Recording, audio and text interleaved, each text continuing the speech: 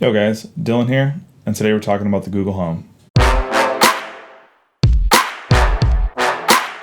Google Home is Google's competitor to the Amazon Echo that came out in November of 2016.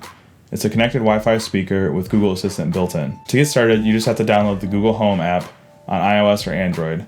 From here, you'll be able to connect things like Chromecast and even things like Philips Hue. All of Google Home's power and functionality comes from the built-in Google Assistant.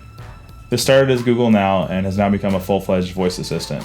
Personally, I think it's a lot better than Siri, Alexa, and Cortana. It's based on Google Search at its core, and that's something that the others can't really compete with. Google Assistant can answer questions.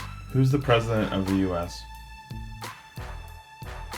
The President of the United States of America is Donald Trump. Can understand context for the next question. Hey Google, who is his wife? He's been married to Melania Trump since 2005. Hey Google, that sucks. Sounds like it. That's no fun. Which is something the others can't do at all. You can also set things like alarms, reminders with Todoist, and even ask it to play a note to tune. Hey Google, play an F note. Sure, here's an F.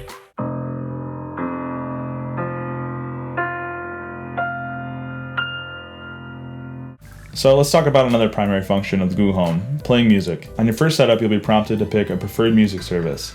This includes Spotify, Pandora, iHeartRadio, and Google Play Music. The sound quality is surprisingly good and can fill a small to medium-sized room easily. It can handle most genres pretty well, but can distort a little bit if there's a lot of bass and it's being played very loudly.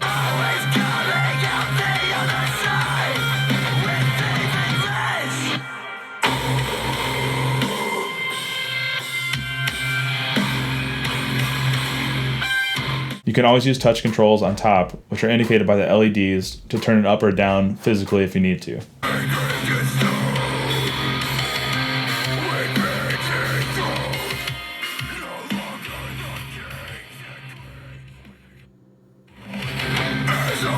Other than playing music straight from the Google Home, you can also cast audio using the Chromecast audio to other speakers in your house. Chromecast support is something that is exclusive to the Google Home right now. You can currently cast audio or cast video on a regular Chromecast using your voice.